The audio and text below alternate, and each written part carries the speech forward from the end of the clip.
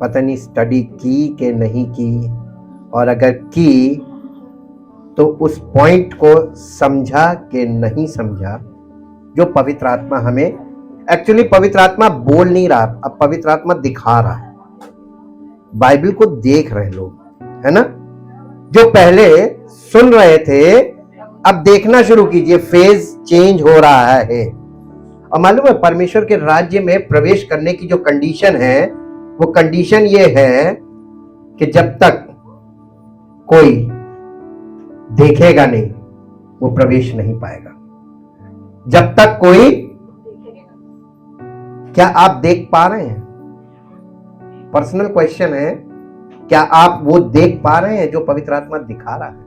और अगर देख पा रहे हैं तो ये समझ लीजिए कि आप प्रवेश पा रहे हैं। और जो अभी देखना नहीं शुरू किया है, केवल सुन रहे हैं, हम परमेश्वर से ये निवेदन करते हैं कि आप थोड़ा सा कंसंट्रेशन बढ़ाइए, परमेश्वर को समय दीजिए। लोग परमेश्वर को समय देते हैं, लेकिन मालूम कौन सा समय? जब वो निचुड़ जाते हैं, दिन का एकदम आखिरी समय, सोने से पहले, लाओ चलो देख ले। क्या परमेश्वर इस लायक है? प्रथम स्थान देने का मतलब क्या हुआ? प्राथमिकता उसको दीजिए, फर्स्ट प्लेस। जिस दिन आप ये करने में कामयाब हो गए, बस वहां से आपका जीवन यूं चलेगा। पहला स्थान।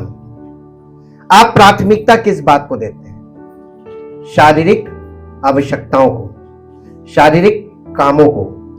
क्या आप परमेश्वर को प्राथमिकता दे रहे हैं? ये प्रश्न मैं आपके लिए छोड़ रहा हूं, ये पर्सनल क्वेश्चन है आपके लिए।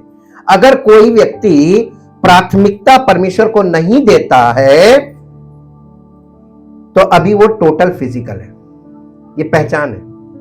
और अगर वो प्राथमिकता परमेश्वर को देने लगा तो अब वो ट्रांसफॉर्मेशन की ओर बढ़ गया है। अभी वो कंप्लीट नहीं है। कंप्लीट कभी मत मानिएगा, कंप्लीट तो परमेश्वर ही आपको और हमको करेगा, हम लोग प्रोसेस में हैं। हालेलुया। मैंने आपको कल बताया, कायन और हाबिल के द्वारा ये दिखाया पवित्र आत्मा ने हमें कि दोनों ने परमेश्वर की आराधना की। उस जमाने में आराधना बलि करने को कहते थे या चढ़ावे को कहते थे।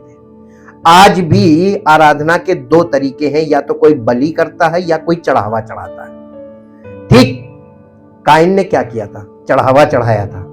आज भी लोग चढ़ावे में बिजी, यानी बहुत बिलीव करते हैं। उनका चढ़ावा उनका वर्शिप है। परमेश्वर का वचन कहता है यस, दिस इज करेक्ट। लेकिन आप क्या चढ़ा रहे हैं? लोग फल फ्रूट चढ़ाते हैं, फूल चढ़ाते हैं। आपका फूल चढ़ावा, परमेश्वर आपकी भावना को तो देख रहा है, लेकिन आपकी बुद्धिमानी को भी चेक कर रहा है कि यार ये बुद्धिमान होता तो ये फूल ना चढ़ाता। फूल चढ़ाना क्या बुद्धिमानी है? आप परमेश्वर को फूल दे रहे हैं, इसी से खुश रहो और उससे मांग क्या रहे हैं? सब कुछ दे दो, हम तुम्हें फूल देंगे। तो तुम वो चीज क्यों दे रहे हो जिसकी उसको जरूरत नहीं है? इसका मतलब तुम परमेश्वर को नहीं जानते। लेकिन एक्ट है अंदर, चढ़ावा। कायन को पकड़ लीजिए, वहां पिक्चर है कायन की, हमारे अंदर कायन है, हम लोग कायन हैं। अगर हम ऐसे ही कर रहे हैं, वी आर जस्ट लाइक कायन। और दूसरा उसका भाई था हाबिल, उसने क्या चढ़ाया? उसने भी भाई जानवर खरीदे होंगे, पैसे से ही खरीदे होंगे, इन्वेस्ट किया उसने, वो उसका काम था, वो चरवाहा था, उनकी चरवाही करता था, पालता था। जब आप कोई जानवर पालते हैं तो आपका उसके साथ एक अटैचमेंट हो जाता है, और फिर आप उसी को बेस्ट निकालिए जिसको आप सबसे ज्यादा प्यार करते हैं और उसको काटिए, खुद बलि कीजिए, तो आपको कैसा लगेगा? आप कर पाएंगे? अपने ही उसका, जिसका मैंने पालन पोषण किया, उसको आज मैं बलि कर रहा हूं, यानी अपने आप को मैं बलि कर रहा हूं। सब्स्टिट्यूट दिखाता है। हाबिल ने परमेश्वर को जब भेंट चढ़ाई तो उसने सब्स्टिट्यूट चढ़ाया कि मैं अपने शरीर को नहीं, मैं अगर इस जानवर को जो मेरा बेस्ट है मैं इसे काट रहा हूं, इसका मतलब मैं अपने आप को काट रहा हूं। ये भाव था उसका। परमेश्वर ने किसको ग्रहण किया? हाबिल को। और बिकॉज हाबिल के अंदर जो विश्वास था, कि परमेश्वर हमें सब कुछ देगा, लेकिन हम परमेश्वर को सब कुछ नहीं दे सकते। हम परमेश्वर को वो दें जो परमेश्वर अलाउ करता है कि जिससे वो प्रसन्न हो। तो परमेश्वर उस अपने आप को बलिदान करो, यही तो नया नियम कहता है ना? अपने शरीरों को जीवित पवित्र और परमेश्वर को भावता हुआ बलि, यही तो टफ है। आप अपने ऊपर छुरी कैसे चलाएंगे? अब बगल वाले को बोल तो काट के धर देंगे। ये वहां पर हमको देखने को मिला। अब आज देखिए, हम आपके सामने उसी का कॉन्ट्रास्ट रखेंगे पूरे हफ्ते का, फेथ एंड वर्क्स। नए नियम में जब हम आते हैं तो लोग कहते हैं कि हमें परमेश्वर को कुछ नहीं देना है, परमेश्वर ने हमें सब कुछ दे दिया। नहीं, ऐसा नहीं है, मिस इंटरप्रिटेशन हो गया। जब वहां पर मंदिर में लोग परमेश्वर को भेंट चढ़ा रहे थे in the time of Jesus Christ, तो वहां पर एक बूढ़ी लेडी आई, बहुत गरीब थी, उसके पास 2 चांदी के सिक्के थे, वो उसकी टोटल सैलरी थी। सबने खूब ढेर ढेर चढ़ाया, लोगों के पास था सोना चांदी जेवरात पैसे, लेकिन उस स्त्री के पास केवल 2 चांदी के सिक्के थे। उसने वो दोनों डाल दिए। यीशु मसीह ने देखा, कहने लगा इस स्त्री ने सबसे ज्यादा दिया। चेलों ने तुरंत बहस शुरू करी, नहीं, कैसे देखता है? चेलों का नजरिया, यीशु मसीह का नजरिया। चेलों का नजरिया था कि लोगों ने इतना ढेर ढेर दिया, यानी उन लोगों को अप्रिशिएट करो जो ज्यादा दे रहे हैं, और जो कम दे रहा है उसको अप्रिशिएट मत करो। लेकिन यीशु मसीह ने क्या कहा? यीशु मसीह ने ज्यादा और कम की बात नहीं करी गिविंग में। गिविंग के पीछे भाव क्या था, विश्वास क्या था, किस विश्वास से दे रहे लोग? लोग ज्यादा इसलिए दे रहे थे क्योंकि उनके पास ज्यादा था और उनको यह लगता था कि हम ज्यादा देंगे तो हमारा और बढ़ेगा। ये उसका विश्वास था लोगों का, ज्यादा देने वालों का। लेकिन जिसने अपनी दोनों यानी टोटल सैलरी दी, उसका विश्वास ये था, भाई क्वेश्चन कीजिए कि अब तुम खाओगे कहां से? तुमने सारी सैलरी डाल दी, कहां से खाओगे? उसका विश्वास उस परमेश्वर पे था कि जिसको मैंने अपना सब कुछ दिया है वो हमें सब कुछ देगा। देखिए, विश्वास अलग अलग है, गिविंग है। इसका मतलब परमेश्वर आपकी गिविंग से तब तक प्रसन्न नहीं होगा जब तक आपका फेथ करेक्ट नहीं होगा। Faith is important. वर्क, आज लोग विश्वास के लिए काम कर रहे हैं, यह फॉल्ट है। आपका विश्वास, देखिए उद्धार कैसे है? विश्वास, और आप विश्वास के साथ कुछ करेंगे तब उद्धार है, या खाली विश्वास से उद्धार है? बस यही तो गलत है। यही तो गलत है। आपने आत्मा को शरीर की क्रिया में बदल दिया। यही इतने हफ्ते हम सिखा रहे हैं कि शरीर और आत्मा दोनों अलग अलग है, और ये शरीर मानेगा नहीं, ये क्रिया करेगा, और जब तक ये क्रिया करेगा पवित्र आत्मा काम नहीं करेगा। याद रख लीजिए। अब आप जितना लंबा समय करना मांगे, आप उतना शरीर से क्रिया कर लीजिए, उतने समय तक पवित्र आत्मा काम नहीं करेगा। पवित्र आत्मा काम कब करेगा? जब आप सरेंडर कर देंगे। अरे ये बड़ा टफ है, शरीर सरेंडर ही तो नहीं करता है, आदत है। आपके शरीर में एक क्रिया बनी हुई है, शरीर के लिए काम करता है, और पवित्र आत्मा आत्मा के लिए काम करता है। और पवित्र आत्मा तब तक काम नहीं करेगा जब तक शरीर जिंदा है। जिंदा का मतलब एक्टिवेटेड है। हाँ, तो ये तो आपको प्रतिदिन मरना है ना, इसीलिए तो एक दिन नहीं मरना है, एक बार में नहीं मरना है। ये शरीर एक बार में मरेगा ही नहीं। यीशु मसीह, वो परमेश्वर ने अब आदम से कहा था, जिस दिन तू इस पेड़ का फल खाएगा उस दिन, अगर आप हिब्रू लैंग्वेज में, ओरिजिनल लैंग्वेज में देखें तो वहां पे उसमें लिखा मूत मूत। मूत मूत का मतलब होता है कि मरते मरते मरते मरते मरेगा। बिना आत्मा के तू जिएगा, लेकिन मृत्यु का जीवन जिएगा। अगर हम सीधी भाषा बोले, मृतक जीवन, यानी हर पल मौत मौत मौत मौत आपके साथ साथ चलेगी। और देख लीजिए फिजिकल लाइफ में निराशा एक प्रकार का मानसिक मृत्यु है। डिप्रेशन मानसिक मृत्यु है।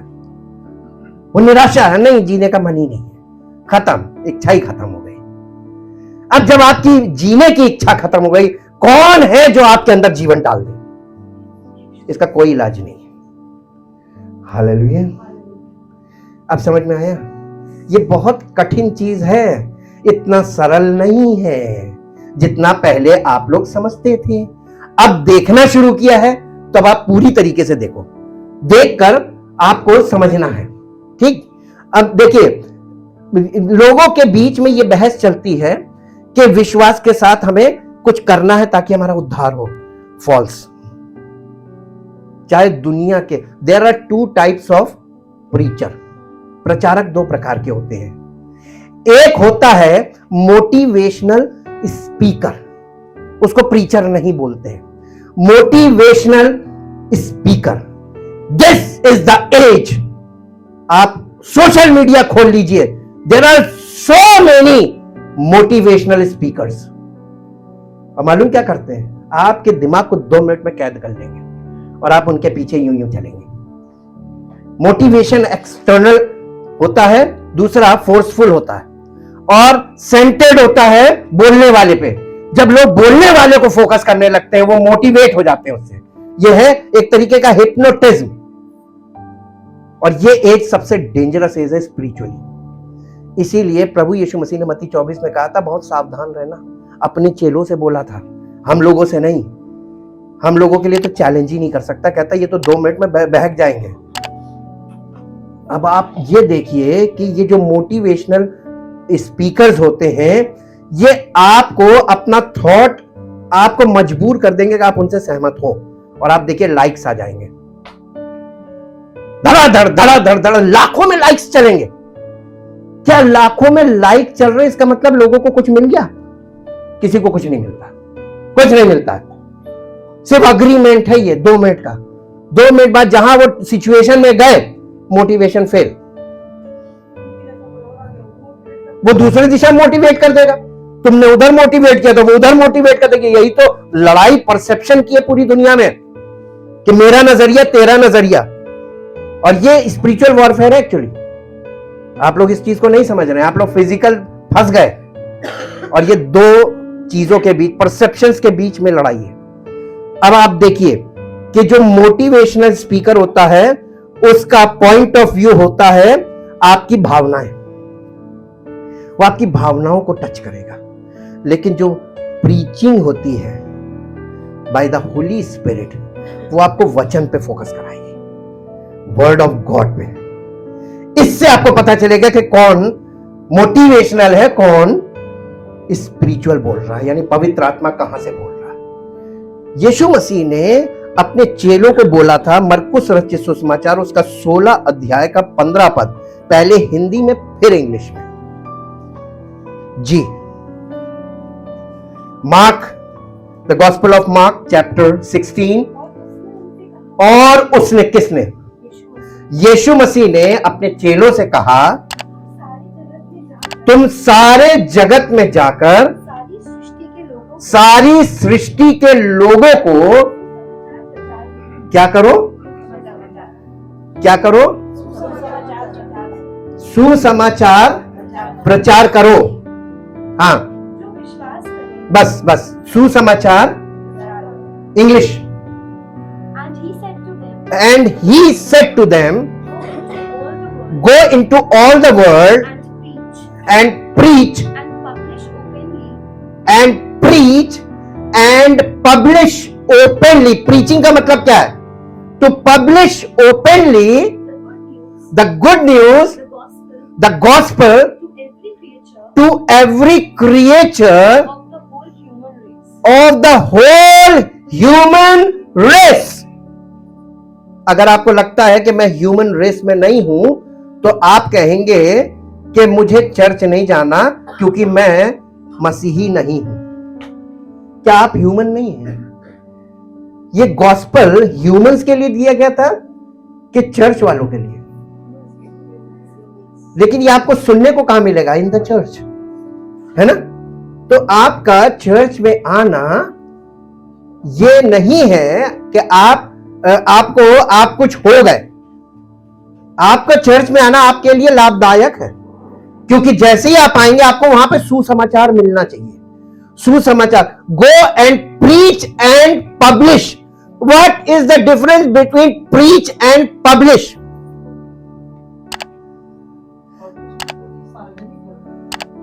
पब्लिश का मतलब कुछ लोगों को दिखा देना। पब्लिशिंग हो जाती है जब न्यूज छपती है, वो पब्लिश हो गई है।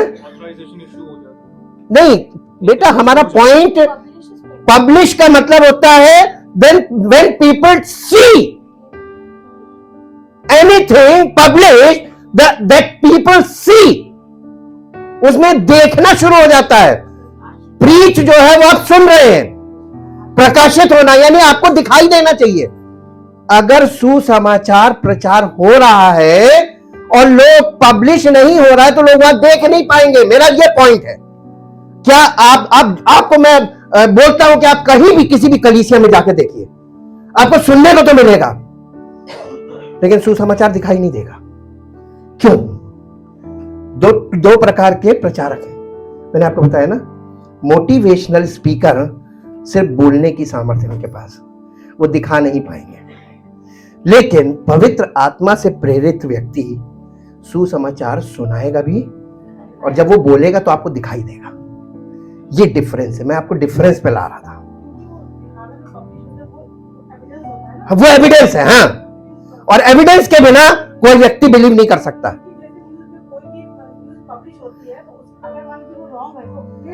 हाँ मालूम है, वो बाइट्स रहती है, वो पब्लिश हो गई है, गैजेट हो गया।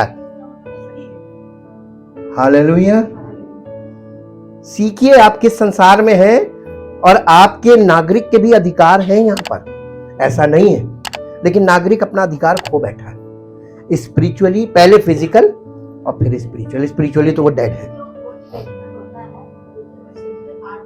यस, और इसमें बहुत जल्दी आदमी ट्रैप हो जाता है। किसी से मीठी मीठी बातें करना है, उसकी बुद्धि हिलाने वाली बातें करना, आप आराम से कीजिए।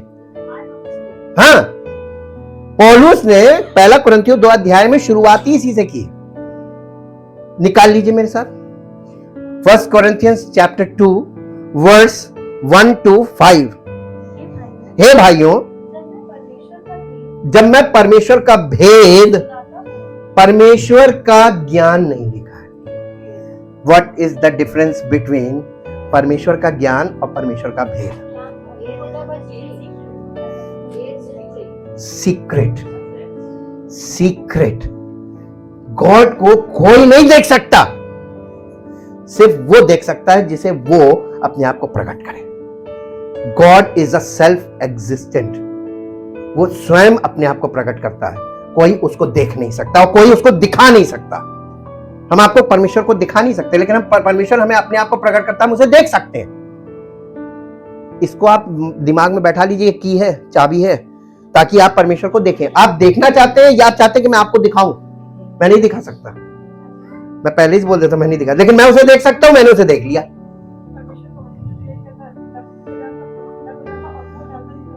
हाँ, जिस पर हम अपने आप को प्रकट करें, तो पिता पुत्र अपने आप को प्रकट करते हैं। ठीक, अब इसको पढ़िए। मैं परमेश्वर का भेद सुनाता हुआ तुम्हारे पास आया तो शब्दों, तो जो गॉस्पल यानी पवित्र आत्मा से प्रेरित व्यक्ति होगा तो वो कैसे नहीं आएगा? शब्दों या ज्ञान की उत्तमता के साथ नहीं आएगा, यानी मोटिवेशनल प्रीचर नहीं होगा। और आज आप YouTube वगैरह में जाके देखिए, आप अगर ज्यादा घुस गए उसमें तो हम निश्चित लिख के देते स्टैम्प पेपर पे, आपको उद्धार नहीं मिलेगा। ये चैलेंज है। कारण क्योंकि आप उनकी बातों में इतना लिप्त हो जाएंगे कि आपको सुसमाचार कभी भी ओपन नहीं होगा, समझ ही में नहीं आएगा। क्योंकि वो आपको कुछ ऐसी क्रियाएं बताएंगे जो आपके लिए इजी होगी, और आपको अपने मन को, अपनी इच्छाओं को मारने की शक्ति आपके पास कभी न थी और न कभी होगी। वो आपको मोटिवेशनल लोग जो हैं, वो आपको आपकी इच्छा में ही बस दिलासा देंगे, अरे कुछ नहीं, तुम प्रार्थना करते रहो, फास्टिंग प्रेयर करो, परमेश्वर से सब कुछ मिलेगा। वो आपको रिचुअल्स में फंसा देंगे, एक्टिविटीज में फंसा, फिजिकल एक्टिविटीज में फंसा देंगे। क्या आपको उद्धार मिलेगा? मालूम आपको, जितना आप फिजिकल एक्टिविटीज करेंगे उतना आप परमेश्वर का गुस्सा बढ़ाते हैं। नहीं, जितना उतना आप परमेश्वर का गुस्सा बढ़ाते हैं। इतना क्रोधित होता है, कहता है तुम ये सोचते हो कि तुम ये करोगे तो मैं प्रसन्न होऊंगा। अगर ऐसा होना था तो इजरायली लोग, यहूदी लोग, जो शास्त्री फरीसी लोग थे, वो ये चीजें हम लोगों से ज्यादा करते थे। तो प्रभु यीशु मसीह की मृत्यु का क्या कारण था? अगर उनके सब कुछ करने से उन्हें मिल गया होता, उसने बॉडी को डिस्ट्रॉय क्यों किया? Sin always works through body. Sin always works through body. Our body is the instrument of sin. तो आप बॉडी से उपवास कर रहे हैं, प्रार्थना कर रहे हैं, क्या ये पाप से भरे शरीर से आप जो कुछ करेंगे परमेश्वर ग्रहण कर लेगा? तो क्यों लोग आपको ये सलाह देते और आप उनकी सलाह से सहमत हो जाते हैं कि हम ये करेंगे, हो जाएगा? हैं? We are spiritually dead. हम मरे हुए हैं, हमें आत्मिक बातें कभी नहीं समझ में आएंगी। और इसीलिए शुरुआत में लोग हमारी बातों को सुन तो लेते थे, रिस्पॉन्ड इसलिए नहीं करते थे क्योंकि उनकी समझ में नहीं आती थी। आप ना बोल पाए इसका मतलब ये नहीं कि हमें समझ में नहीं आ रहा, हमें सब समझ में आ रहा। जिसने उसको पा लिया उसको सब कुछ स्पष्ट होता है जी। अब देखिए, यहां पे वो कह रहा है कि मैं परमेश्वर का भेद चुना था। ये कलीसिया की बात कर रहा है और इस कलीसिया का सेवक पौलुस है जी। क्योंकि मैंने ये ठान लिया था कि तुम्हारे बीच, यानी कलीसिया के बीच में, यीशु मसीह वरन क्रूस पर चढ़ाए हुए मसीह को छोड़ और किसी बात को ना जानो। सेंटर पॉइंट, जो पवित्र आत्मा आपसे बात करेगा। कैसे पहचानना आत्माओं को परखो? कैसे? जब तक कोई व्यक्ति जिसके प्रचार का आधार परमेश्वर का वचन और जिसके प्रचार का केंद्र प्रभु यीशु मसीह ना हो, वो सब मोटिवेशनल है। हालेलुया, बहुत इजी है जी। मैं निर्बल था और भय के साथ और बहुत थरथराते। देखिए, घमंड आया इसमें। पवित्र आत्मा से भरा हुआ व्यक्ति। आज लोग देखिए कैसे बोलते हैं, हम प्रार्थना करेंगे हो जाएगा, दावे ठोक रहे हैं। कैसे, किस आधार पे? वचन रिफ्यूट कर रहा है, गलत। और हम लोग, जो आजकल के लोग हैं, वो ऐसे लोगों से बहुत जल्दी प्रेरित हो जाते हैं। ये सही कहते हैं, भैया गलत बताते, भैया कहते कुछ मत करो। बताइए, कुछ नहीं करेंगे तो कैसे काम चलेगा? ये सवाल आप मुझ पर नहीं दाग रहे हैं, ये उस पर दाग रहे हैं जिसकी बातें मैं आपसे बता रहा हूं। आप उस पर विश्वास नहीं करते, आप बंदों पर विश्वास करते हैं कि इसने ये कहा है, ये मैं करूंगा। मोटिवेशनल बातों को आप ग्रहण कर रहे हैं। आप परमेश्वर की सच्चाई को ग्रहण नहीं करते क्योंकि वो टफ है, इम्पॉसिबल है, ऑलमोस्ट जी। थरथराता हुआ तुम्हारे साथ रहा और मेरे वचन और मेरे प्रचार में ज्ञान की लुभाने वाली बातें नहीं, परंतु पवित्र आत्मा और power of the Holi spirit, उसका एविडेंस था। Evidence of the power of the Holi spirit and evidence of the पवित्र आत्मा की सामर्थ का नहीं, फिर से, परंतु पवित्र आत्मा और सामर्थ का प्रमाण था, इसलिए कि तुम्हारा विश्वास किस पर नहीं, मोटिवेशनल स्पीकर के ऊपर नहीं, परंतु आप परमेश्वर की सामर्थ पर निर्भर कर सकते हैं।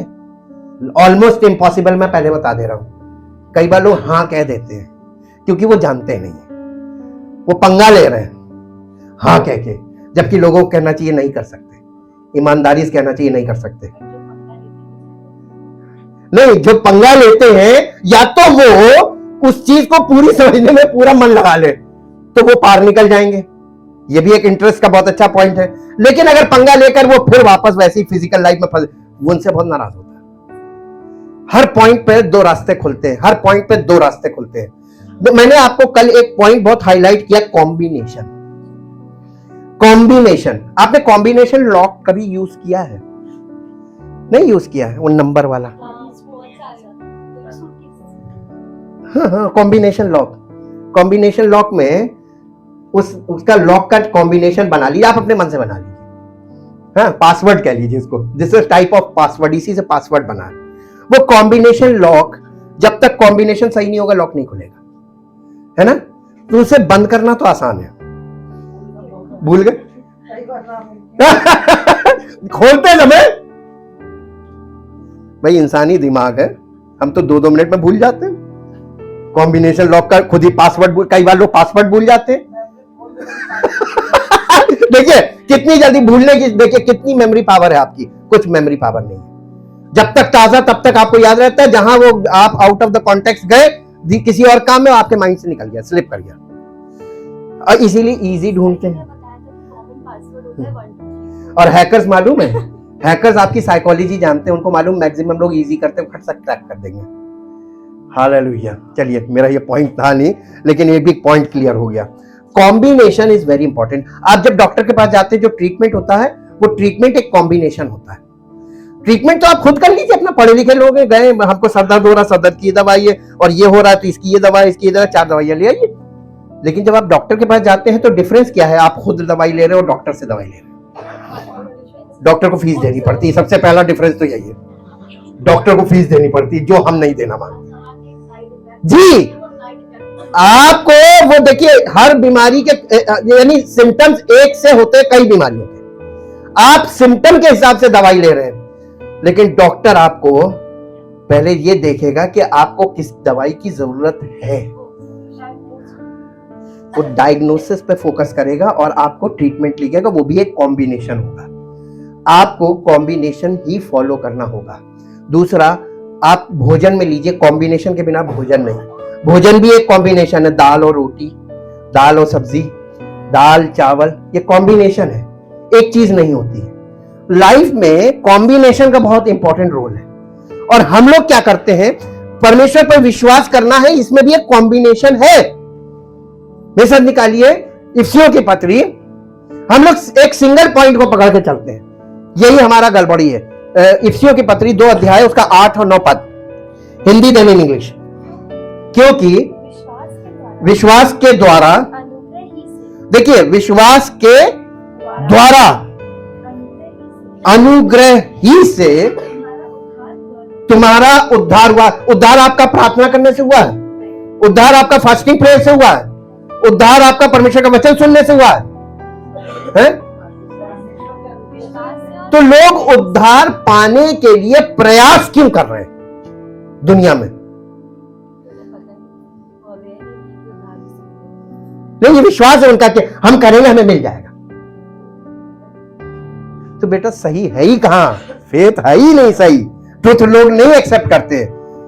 अनुग्रह, विश्वास के द्वारा अनुग्रह ही से तुम्हारा उद्धार हुआ है, ये तुम्हारी ओर से नहीं, ये गिफ्ट है। उद्धार क्या है? परमेश्वर का गिफ्ट है। अब ये बताइए, आप प्रयास करके गिफ्ट ले सकते हैं? गिफ्ट खुश होते हैं तब देते हैं। परमेश्वर ने प्रसन्न होकर दिया, लेकिन परमेश्वर ने ये गिफ्ट दिया किसको? सबको नहीं दिया। देखिए 2 चीजें आई हैं इसमें, कॉम्बिनेशन पकड़िए, faith and grace. Faith and grace, अनुग्रह, इसमें वर्क आया? क्यों नहीं आया? ये ट्रुथ है। आपने मान लीजिए विश्वास किया यीशु मसीह पर, और आप पर अनुग्रह नहीं हुआ, तो क्या आपको उद्धार मिलेगा? कई बार आप विश्वास करेंगे लेकिन अनुग्रह नहीं होगा। जब तक विश्वास सही नहीं होगा तब तक अनुग्रह नहीं होगा, रीजन ये है। और जब तक आपका विश्वास सही नहीं होगा, अनुग्रह नहीं होगा, तब तक आपका आत्मिक जन्म नहीं होगा। उद्धार का मतलब आत्मिक जन्म, तो आपका आत्मिक जीवन शुरू ही नहीं होगा। एक कैटेगरी ये हो गई। कई बार आप पर परमेश्वर अनुग्रह कर रहा है लेकिन आप विश्वास नहीं कर रहे हैं, उल्टा, तो भी आपका आत्मिक जन्म नहीं होगा, उद्धार नहीं मिलेगा, यानी आपके आत्मिक जीवन की शुरुआत नहीं होगी। अब ये बताइए, ये दोनों में से कोई एक सिचुएशन तो हमारी लाइफ में होती है। हालेलुया। तो आपको कलीसिया में बहुत सीरियस रहना है और परमेश्वर में मन लगाना है। जिस दिन ये दोनों चीजें, देखिए संयोग होता है, जो कंसेप्शन ऑफ चाइल्ड है, संतान का गर्भ धारण जो होता है वो संयोग है, श्योर शॉट कभी नहीं होता, ये मेडिकल साइंस बताती है। इसीलिए कई बार शादी के कई सालों तक संतान नहीं हो रही और दोनों जांच कराते, दोनों ठीक है, संयोग नहीं बन रहा, कॉम्बिनेशन कंप्लीट नहीं हो रहा है। जिस दिन ये कॉम्बिनेशन कंप्लीट होगा उस दिन चट से आपका काम हो जाएगा। अब आप देखिए, ये दोनों कंडीशन एक साथ जब होंगी, आपका आत्मिक जन्म हो जाएगा, यानी आपका आत्मिक जीवन उसी दिन से शुरू हो जाएगा। ये एक संयोग है। इसीलिए यीशु मसीह ने कहा था, मैं अपनी कलीसिया बनाऊंगा और लोग उसमें जितने सीरियस होते जाएंगे और जितने परमेश्वर के तटस्थ होंगे, यानी परमेश्वर की नजदीकी में बढ़ेंगे, जितना वो परमेश्वर के विश्वास में, अपने विश्वास में शुद्ध होंगे और उनका फेथ सही होगा, वैसे ही उन पर अनुग्रह होगा, चट से काम हो जाएगा, आपका जन्म तो तुरंत हो जाएगा। Point clear. विश्वास के द्वारा अनुग्रही से तुम्हारा उद्धार हुआ है, ये आपकी क्रिया से नहीं होता। तो आपको फिजिकल एक्ट कुछ नहीं करना है, सीखा? आपको कुछ करना नहीं शारीरिक तौर पे। अब आइए दूसरा पॉइंट, उद्धार के लिए काम जरूरी है। अब आप चौंक गए होंगे, हैं कहानी पलट दी। विश्वास के लिए कार्य बहुत जरूरी है, बिना कार्य के विश्वास नहीं हो सकता, उद्धार नहीं हो सकता। अब इसमें यू टर्न है कि वो कार्य हमको नहीं करना है। This is the good news. ये आपके लिए शुभ संदेश है, ये आपके लिए गुड न्यूज है कि वो कार्य जिससे हमें उद्धार मिलेगा वो हमें नहीं करना है, वो यीशु मसीह ने कर दिया। The work is already done. We believe in that work, we receive salvation. Hallelujah. अब बताइए, इतने पर भी लोग नहीं समझ पाते हैं कि हमको कुछ करना है। क्या करोगे?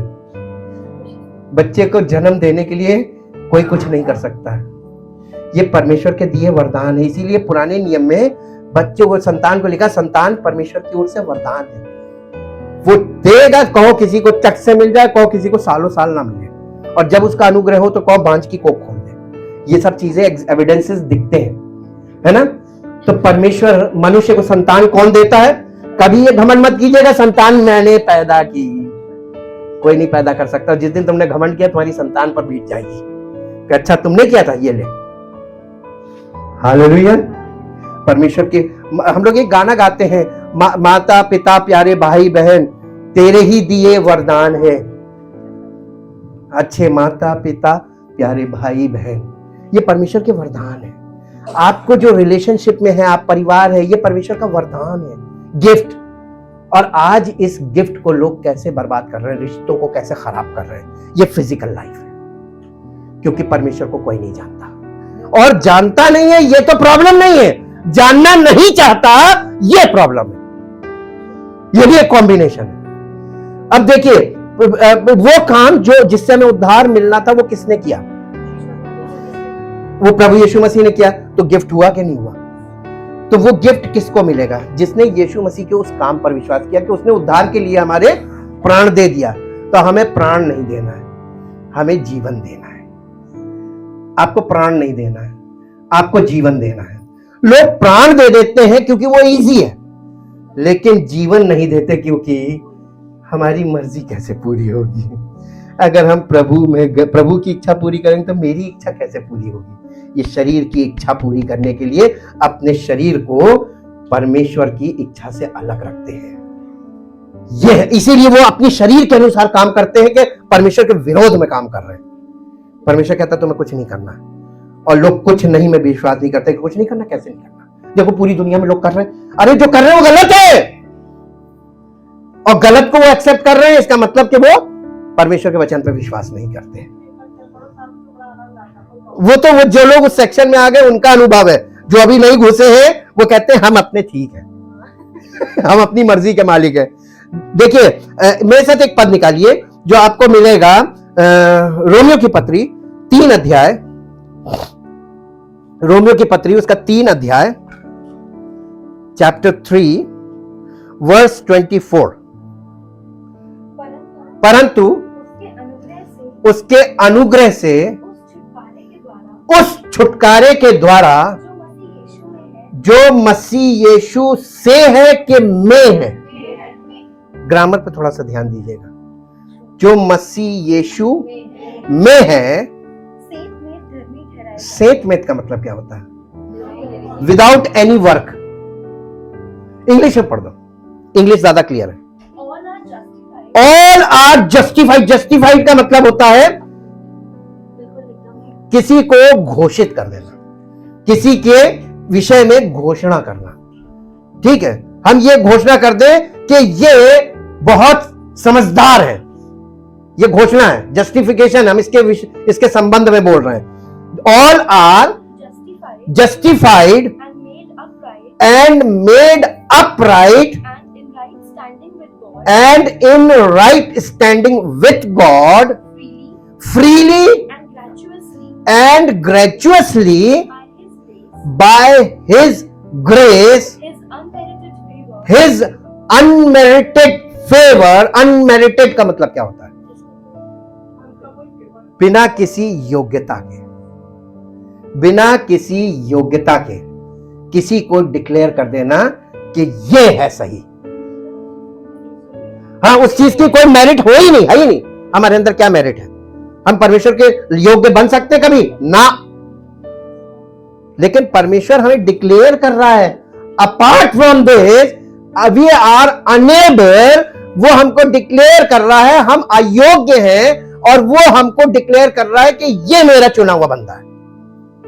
तो अगर वो डिक्लेयर कर रहा है तो पूरी दुनिया के लोग क्वेश्चन उठाएंगे, इसको कैसे कर दिया, इसमें उसने क्या देख लिया जो हम में नहीं, हम तो इससे बेहतर है।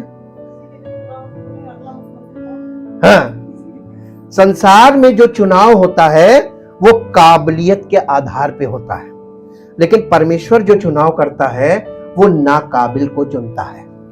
और यही कॉम्बिनेशन आप देखिए फ्लैश एंड स्पिरिट का ओल्ड टेस्टामेंट में चल रहा है। जिसे दुनिया ने काबिल माना उसे परमेश्वर ने रिजेक्ट किया, और जिसे दुनिया ने निकम्मा जाना उसे परमेश्वर ने काबिल किया, डिक्लेयर किया, he is my sun. Hallelujah.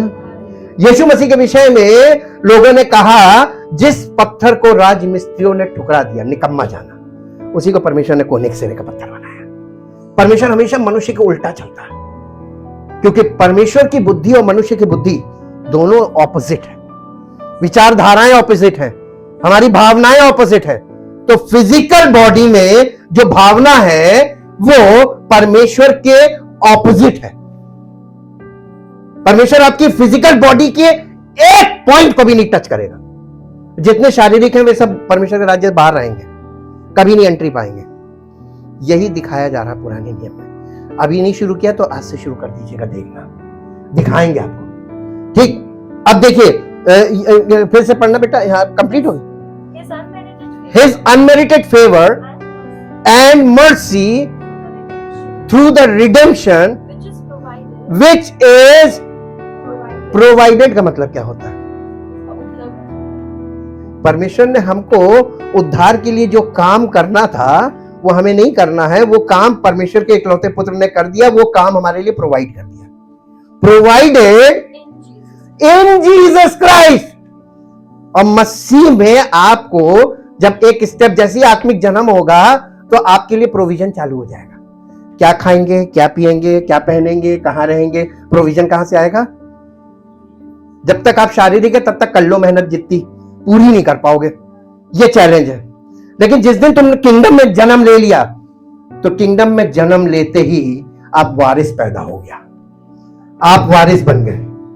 जब हमारे घर में कोई बच्चा पैदा होता है तो हमारी जितनी भी चीजें हैं, संपत्ति, धन दौलत, सब चीजों का वारिस होता है कि नहीं होता है? होता है ना, जन्म से ही हो जाता है। जैसे ही आप परमेश्वर के राज्य में जन्म लेंगे आप परमेश्वर के वारिस बन गए, और परमेश्वर अपने वारिसों को कभी किसी चीज के लिए तरसने नहीं देगा। ये सुसमाचार है। अब आप उसके बहुत से लोग यहां बैठे जो वारिस बन गए, और बहुत से जो वारिस बनने वाले हैं। गुड न्यूज दोनों के लिए है। बहुत से जो अभी नहीं बने वो बनेंगे, और जो बन गए आप उनकी जिंदगी से इस चीज को इंस्पायर होइए कि ये बन गया मैं भी बनूंगा। आशा में आनंदित रहिए और परमेश्वर के वचन में मन लगाइए, परमेश्वर से प्यार कीजिए, उसको प्रथम स्थान दीजिए। देखिए आपको जन्म हो जाएगा। ये जन्म हमारे हाथ में नहीं है, वो जिस पर ये कॉम्बिनेशन जिस दिन कंप्लीट हो गया, आपका विश्वास और परमेश्वर का अनुग्रह, ये दोनों चीजें। विश्वास का मतलब वहां पर बिलीव नहीं है, दो चीजों का कॉम्बिनेशन है, वो है फेथ एंड ग्रेस। अब फेथ पे आते हैं। Faith is a action word.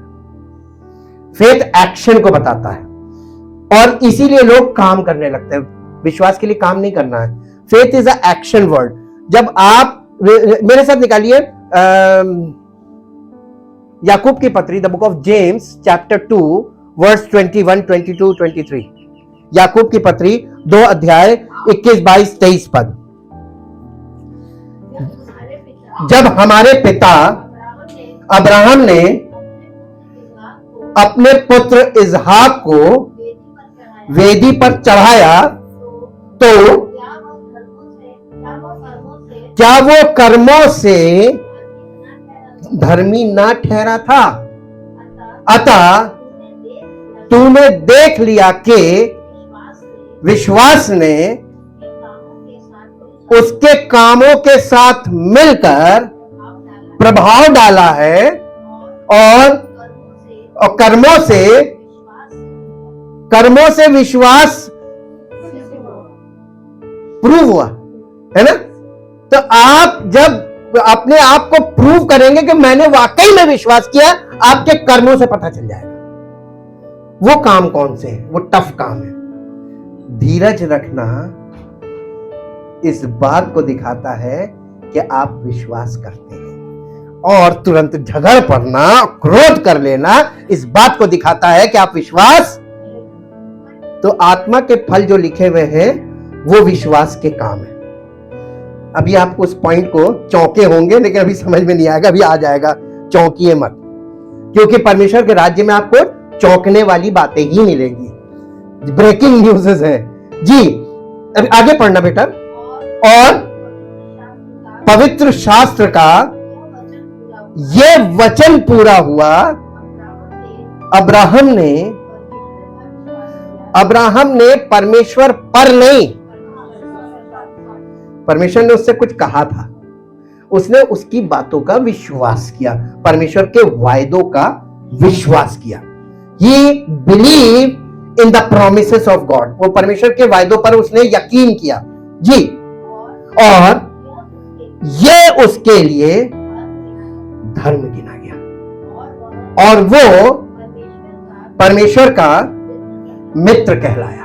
कौन? नए नियम में यीशु मसीह ने कहा, मैंने तुम्हें मित्र कहा है, और अब तुम्हारा मित्र तुम्हारे लिए अपना प्राण दे रहा है ताकि तुम जीवन पाओ। क्या हम यीशु मसीह से मित्रता नहीं कर सकते हैं? क्या कोई एक रिलीजन का दूसरे रिलीजन से मित्रता नहीं करता है? बिना भाईचारे के आपका जीवन चलेगा ही नहीं। बिना आपसी भाईचारे के आप इस दुनिया में रह ही नहीं सकते। तो रिलीजन आपको अलग करता है, लेकिन भाईचारा आपको जोड़ देता है। तो परमेश्वर का वचन हमें भाईचारे के लिए प्रेरित करता है, रिलीजन के लिए नहीं।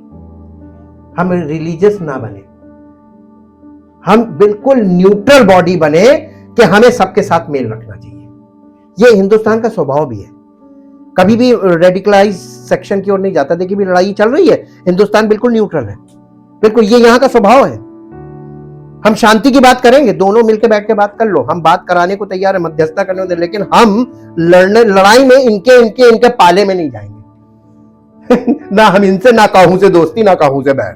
वक्त पड़ने पे पता नहीं कौन काम आए, इसलिए कभी पंगेबाजी आपस में नहीं करनी चाहिए। सीखिए, संसार में सीखिए। ये देखिए हमारा देश कहां पे स्टैंड कर रहा है, यही हमारा स्वभाव है, और ये हिंदुस्तानी स्वभाव हमारा, ये बहुत बढ़िया है, मसीही स्वभाव है जी। हो गया, आगे पढ़ दो, आगे एक और पद होगा। इस प्रकार तुमने देख लिया, देखिए यहां पर दिखाया जा रहा है, तुमने देख लिया कि मनुष्य केवल कॉम्बिनेशन चाहिए भैया, बार बार समझाया जा रहा है, कॉम्बिनेशन, खाली रोटी दे दी जाए, देखो सूखी रोटी दे दी, और खाली दाल दे दी जाए, ये दाल क्या पिएंगे? आजकल वो एक ऐड आता है ना, वो सरदार जी कहते हैं, वो दाल रोटी के लिए जाते हैं, वो कहता है रोटी है और कोल्ड ड्रिंक है, कहने का रोटी क्या कोल्ड ड्रिंक में डुबो डुबो के भरेंगे। कॉम्बिनेशन ही गलत हो गया जी। वरन कर्मों से भी धर्मी ठहरता है जी। वैसे ही राहाब वेश्या भी जब उसने दूतों को अपने घर में उतारा और दूसरे मार्ग से विदा किया, तो क्या कर्मों से धार्मिक न ठहरी? अतः जैसे देह आत्मा बिना मरी हुई है, वैसे ही विश्वास भी कर्म बिना। विश्वास आपके अंदर है और विश्वास का यानी प्रमाण नहीं दिख रहा है, उसका लक्षण नहीं दिख रहा है, तो आपके पास डेड फेथ है। कई बार लोग कलीसिया में ऐसे हैं जो मन से अंदर से बहुत विश्वास करते हैं और दे डिक्लेयर देमसेल्फ, वो अपने आप को बोलते हैं कि मैम विश्वास तो हम करते हैं, लेकिन जो आप बोलते हैं वो हम नहीं मानते, उससे हम अग्री नहीं करते हैं। ये कौन सा विश्वास है? ये डेड फेथ है। वो उस जिंदगी को अपने जीवन अपने शरीर से पूरा नहीं करना मांगते। यह है डेड फेथ। अब्राहम ने जब अपने बेटे को बलि पे चढ़ाया था, बलिदान किया था, ये कौन सा काम था? सरलता के कठिन था? अरे असंभव, एक ही औलाद, एक औलाद, और वो भी उसकी अपनी क्षमता से पैदा नहीं थी, परमेश्वर का वरदान था। और परमेश्वर ने कहा इस वरदान को मेरे को बलिदान कर दे। और जब वो उसको बलिदान करने ले जा रहा था, उसके अंदर क्या बीतरी हुई है वही जानता है और परमेश्वर जानता है। हम लोगों को सुनने में बड़ा हल्का लगता है। और उसने परमेश्वर की आज्ञा मानी थी।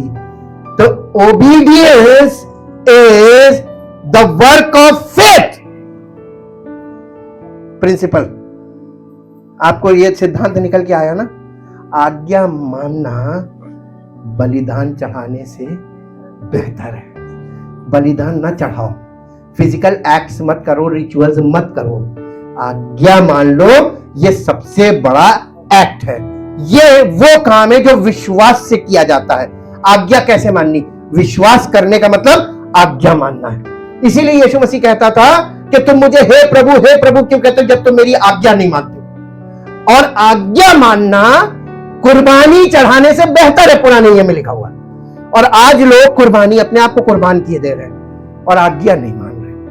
तो आज्ञा मानना इस बात का प्रमाण है कि आपने विश्वास किया। अब कितने लोग विश्वास कर रहे हैं आगे जीवन में पता चल जाएगा। आप आज्ञा मानेंगे और जिस दिन आपने आज्ञा मानी, अनुग्रह होगा, खट से आपका आत्मिक जन्म होगा, परमेश्वर के राज्य के वारिस बन जाएंगे। हालेलुया। एक पॉइंट आपके दिमाग से क्लियर हो गया ना, कैसे हमारा आत्मिक जन्म होगा, कैसे हम स्वर्ग के राज्य में प्रवेश करेंगे। ये तरीका है। अब ये आपको मानना पड़ेगा। इसमें बेटा इंग्लिश में पढ़ दो, ये जेम्स चैप्टर 2 वर्स 21 से। Was not our forefather Abraham shown to be justified? Justified का मतलब होता है made acceptable to God, यानी परमेश्वर का ग्रहण योग्य होना। यह है justification ji. By his works, when he brought to the altar as an offering his own son Isaac, अपने शरीर को, अपने आप को बलिदान कर रहा था। बेटे को बलिदान करने का मतलब बाप अपने आप को मार रहा है, बेटे पे छुरी चला रहा, लेकिन अपने आप पे चला रहा। उसके पे क्या बीत रही है? इससे अच्छा तो मैं मर जाता मेरे बेटे। हर आदमी अपने बच्चे का जीवन चाहता है, कहता मुझे ले लो, मेरे बच्चे को छोड़ दो, है ना? ये है फ्लैश। यही हाबिल ने किया था। यही चीज हाबिल के बलिदान में आपको जो देखने को मिली, वही ये चीज यहां पर अब्राहम के बलिदान में। और परमेश्वर ने जो आज्ञा दी थी वो अब्राहम के लिए भी मुश्किल थी और आज भी परमेश्वर जो हमसे कहता है वो हमारे लिए शारीरिक तौर पर बहुत कठिन है, असंभव।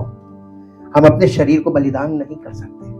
हम अपनी इच्छा को बलिदान, आपसे कहे कि ये अपनी शारीरिक इच्छाओं को छोड़ दो, परमेश्वर पर विश्वास करो, इम्पॉसिबल। लेकिन धीरे धीरे आपका विश्वास जागता है, छोटे छोटे कदमों से आपको पता चला नहीं परमेश्वर करता है। एक बार हमारा प्रयास फेल होगा, लेकिन परमेश्वर का वायदा कभी नहीं फेल होता। क्या आप परमेश्वर के वायदों पर विश्वास करते हैं? जितनों ने उसके वायदों पर विश्वास किया वो कभी लज्जित नहीं हुए। क्या आप अपने शरीर से अपनी सारी इच्छाओं को कभी पूरा कर पाएंगे? इम्पॉसिबल, क्योंकि इच्छाएं अनंत हैं, अभी आपकी कल्पनाएं अनंत हैं और भावनाएं अनंत हैं, इन्हें कोई फुलफिल नहीं कर सकता, बाउंड्री लेस है। लेकिन परमेश्वर पे आप प्रभु यीशु मसीह के राज्य में जन्म लेते हैं तो आप इस संसार के मालिक के बच्चे हैं। तो ये पृथ्वी पर आप क्या है? मालिक है ना। और जब मालिक होता है वो पृथ्वी का दोहन नहीं करेगा और वो किसी प्रकार का ऐसा काम करना पसंद नहीं करेगा जिससे हमारी पृथ्वी पर जीवन नष्ट हो। ये जो आज हो रहा है ये फिजिकल लोग हैं और शारीरिक मनुष्य एक जानवर के समान है जो पृथ्वी के दोहन को करके और अपने यानी पृथ्वी के विरुद्ध चीजें करके पृथ्वी को नष्ट कर रहा, जीवन नष्ट हो रहा है। ये फिजिकल लोग हैं। हालेलुया। मौत की कगार पे पूरा विश्व खड़ा हुआ है। न्यूज देख रहे होंगे तो पता चल गया होगा, पूरी दुनिया के सामने इस समय मौत मंडरा रही है। हल किसी के पास नहीं है। इतने बड़े बड़े लीडर बड़ा घमंड कर रहे हैं लीडर्स को अपने ऊपर, एक मसले को सॉल्व नहीं कर पाए। सिर्फ सब अपनी हेडलाइन बना रहे हैं। हर कंट्री में हेडलाइन बन रही है। ये हेडलाइन मैनेजमेंट का युग है और वैसे ही सोशल मीडिया में सब अपनी हेडलाइन बना रहे हैं, लाइक्स बना रहे हैं, फॉलोअर्स बना रहे हैं, लेकिन किसी के जीवन में कोई अंतर नहीं। Thank you Jesus, thank you Jesus. आगे पढ़ना। You see that his faith was cooperating with his works। यानी जब आप विश्वास करते हैं और साथ में धीरज रखते हैं, आप कोऑपरेट कर रहे हैं विश्वास को धीरज के साथ। और अगर आप विश्वास नहीं रखते हैं तो आप धीरज नहीं रखेंगे। किसके पास धीरज है कि परमेश्वर काम करेगा? जो आज नहीं हो आपके जीवन में दिख रहा है वो होगा, ये विश्वास है, आशा है? आप अगर आशा रखते हैं तो आशा के साथ विश्वास मिलता है और ये कॉम्बिनेशन बन जाता है।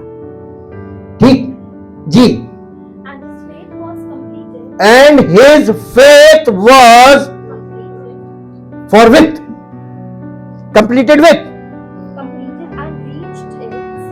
completed and reached its supreme expression when he implemented it by good works।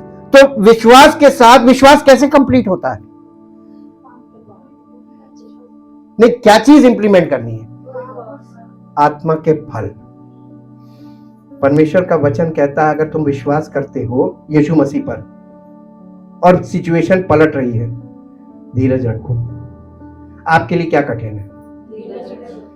और जब हम कहते हैं धीरज रखो और कोई शारीरिक क्रिया ना करो तो सोशल मीडिया में लोग जाते क्योंकि बेचैन रहते हैं दिमागी तौर पर। वो दिमाग बहुत चलता है, उंगलियां भी चलती हैं, आजकल फोन है ना तो दिमाग और उंगली एक साथ चलते हैं और वो सर्च करते हैं। उन्होंने कहा फास्टिंग प्रेयर कर, हाँ ये सही है, बॉबी भैया कहते हैं धीरज रखो, ये कह रहे हैं फास्टिंग प्रेयर करो। अब प्रेयर करेंगे तो मेरा काम हो जाएगा, फिजिकल एक्ट में लग गए। अब इन्होंने क्या किया? कॉम्बिनेशन कभी कंप्लीट होगा? गई भैंस पानी में। क्या सरल है? नहीं, धीरज सरल नहीं है। धीरज में आपको अपने मन को मारना है। फास्टिंग सरल है जी। एंड सो